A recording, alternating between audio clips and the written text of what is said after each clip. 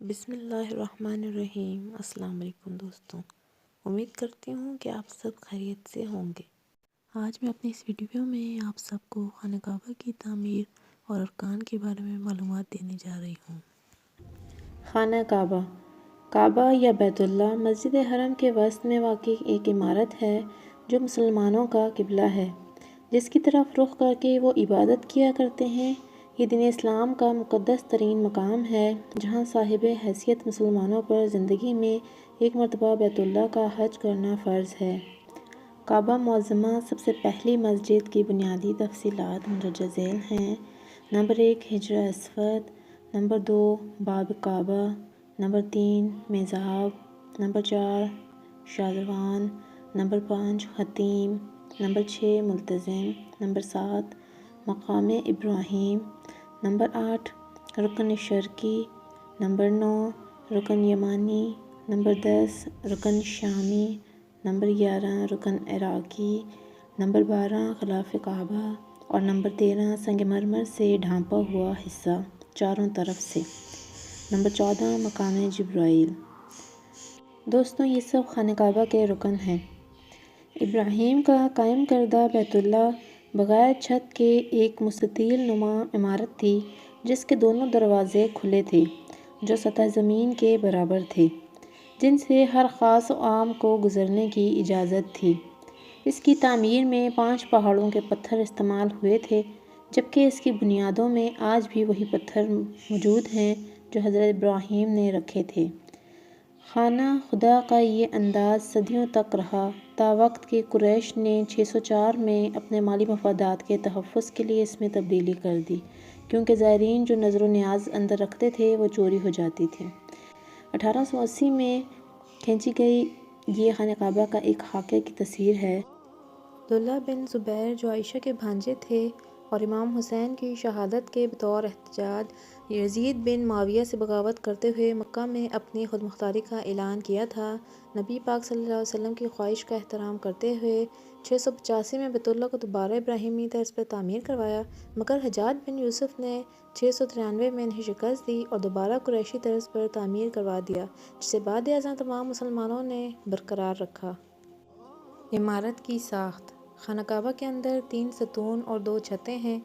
باب کعبہ کے متوازی ایک اور دروازہ تھا، دیوار میں نشان نظر آتا ہے، جہاں نبی پاک صلی اللہ علیہ وسلم نماز ادا کرتے تھے۔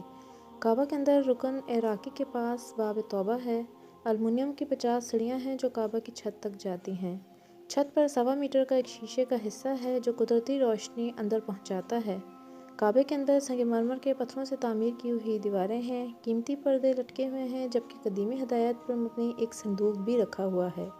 کعبے کی موجودہ عمارت کی آخری بار 1996 میں تعمیر کی گئی تھی، جبکہ اس کی شمال کی طرف نصف دائرہ ہے جو جگہ ہے اسے حطیم کہتے ہیں، اور تعمیری ابراہیم 3 میٹر جگہ کے علاوہ وہ مقام بھی شامل ہے جو ابراہیم نے ہاجر و اسماعیل کے رہنے کے لیے بنایا تھا، جسے باب اسماعیل بھی کہا جاتا ہے۔ حطیم، حطیم جسے حجر اسماعیل بھی کہا جاتا ہے، خانہ کعبہ کے شمال کی سمت میں ایک دیوار ہے جس کے باہر سے طواف کیا جاتا ہے۔ اس دیوار کے متعلق کہا جاتا ہے کہ وہ خانہ کعبہ میں پہلے شامل تھی۔ مقام ابراہیم، خانہ کعبہ سے تقریباً 13.25 میٹر مشرق کی جانب مقام ابراہیم قائم ہے۔ یہ وہ پتھر ہے جو بیت اللہ کی تعمیر کے وقت حضرت ابراہیم نے اپنے قد سے اونچی دیوار قائم کرنے کے لیے استعمال کیا تھا، تاکہ وہ اس پر اونچے ہو کر دیوار تعمیر کریں۔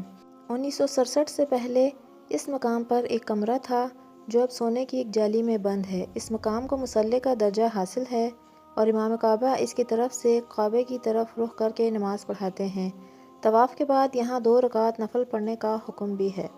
حجر اسود، کعبہ کے جنوب مشرق رکن پر نصب تقریباً 2.5 فٹ قطر کے جاندی میں مڑے ہوئے مختلف شکلوں کے 8 چھوٹے چھوٹے سیاہ پتھر ہیں، جن کے بارے میں اسلامی عقیدہ ہے کہ تعمیر ابراہیم کے وقت جنت سے جبرائیل لائے تھے۔ بعد ازاں تعمیر قریش کے دوران میں نبی کریم صلی اللہ علیہ وسلم نے انہیں اپنے دست مبارک سے اس جگہ نصب کیا تھا اور ایک بہت بڑے فساد سے قوم کو بچایا۔ کعبہ شریف کا طواف بھی حجر اسود سے شروع ہوتا ہے اور ہر چکر پر اگر ممکن ہو تو حجر اسود کو بوسہ دیا جاتا ہے، ورنہ دور ہی سے ہاتھ کے اشارے سے بوسہ دیا جاتا ہے۔ حج کے دنوں میں ہر کسی کو اس مقدس پتھر کو بوسہ دینا ناممکن ہوتا ہے۔ پرنالہ پرنالہ ارکان کعبہ ہے۔ رکن یمانی خانہ کعبہ کے جنوب مغرب کونے کو کہتے ہیں۔ حضرت محمد صلی اللہ علیہ وسلم نے فرمایا، رکن یمانی اور حجر اسود دونوں جنت کے دروازے ہیں۔ کنواں زمزم مسجد حرم میں کعبہ کے جنوب مشرق میں تقریباً 21 میٹر کے فاصلے پر تہہ خانے میں آب زمزم کا کنواں ہے، جو حضرت ابراہیم اور ہاجرہ کے شیرخوار بیٹے اسماعیل کی پیاس بجھانے کے بہانے اللہ تعالیٰ نے تقریباً 4000 سال قبل ایک معجزے کی صورت میں مکہ مکرمہ کے بے آب و گیا ریگستان میں جاری کیا، جو وقت کے ساتھ ساتھ سوکھ گیا۔ نبی اکرم صلی اللہ علیہ وسلم کے دادا عبد المطلب نے اشارہ خداوندی سے دوبارہ کھدوایا، جو آج تک جاری و ساری ہے۔ آب زمزم کا سب سے بڑا دہانہ حجر اسود کے پاس ہے، جبکہ اذان کی جگہ کے علاوہ صفا مروہ کے مختلف مقامات پر بھی نکلتا ہے۔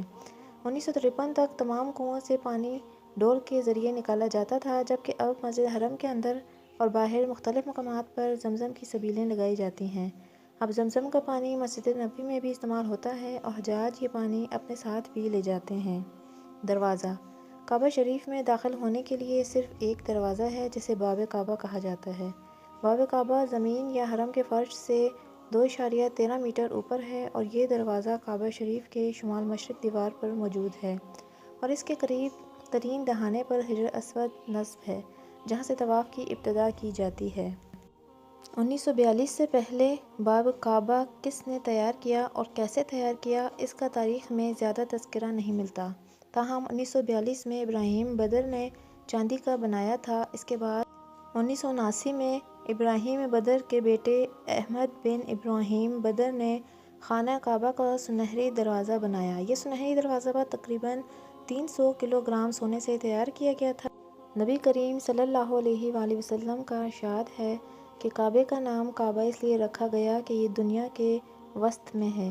کعبے کا نام کعبہ اس لیے رکھا گیا کہ یہ مربع چوکور ہے، اور یہ چوکور اس لیے ہو گیا کہ یہ بیت المعمور کے ٹھیک نیچے رہے، اور وہ چوکور ہے، اور بیت المعمور اس لیے چوکور ہے کہ وہ عرش کے ٹھیک نیچے ہے اور وہ چوکور ہے، اور عرش اس لیے چوکور ہے کہ وہ کلمات جن پر اسلام کی بنیاد ہے وہ 4 ہیں، یعنی سبحان اللہ والحمدللہ ولا الہ الا اللہ، اللہ اکبر۔ بیت اللہ کا نام حرم اس لیے رکھا گیا کہ اس کے اندر مشرکین کا داخلہ حرام ہے۔ بیت اللہ کو عتیق اس لیے کہا جاتا ہے کہ یہ غرق ہونے سے بچا، اور ایک اور روایت میں یہ ہے کہ اس کا نام عتیق اس لیے بھی ہے کہ یہ لوگوں سے آزاد ہے، اس پر کسی کی ملکیت نہیں ہے۔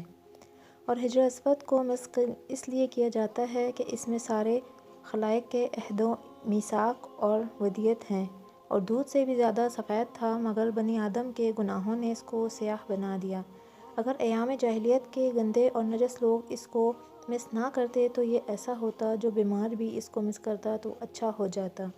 حتیم کو حتیم اس لیے کہا جاتا ہے کہ لوگ وہاں ایک دوسرے پر ٹوٹ پڑتے ہیں، اور لوگ حجر اسود اور رکن یمانی کو مس کرتے ہیں اور دوسرے ارکان کو مس نہیں کرتے۔ اس کی وجہ یہ ہے کہ رکن یمانی عرش کے داہنی جانب ہے، اور اللہ تعالیٰ نے حکم دیا ہے کہ جو چیز اس کے عرش کے داہنی جانب ہے اسے مس کیا جائے، اور یہ اس کا نام مکہ اس لیے ہوا کہ لوگ یہاں ایک دوسرے کو ہاتھ سے دھکا دیتے ہیں۔ تو دوستو، آج ہم نے آپ کو خانہ کعبہ کی ارکان کی مختلف معلومات دی ہیں۔ تو مزید ایسی ویڈیو کے لیے ہماری ویڈیو کو لائک کریں اور شیئر کریں، ہمارے چینل کو سبسکرائب کریں۔ انشاءاللہ اپنے آنے والی ویڈیو میں ہم آپ کو مزید اسلامی معلومات فراہم کریں گے۔ شکریہ۔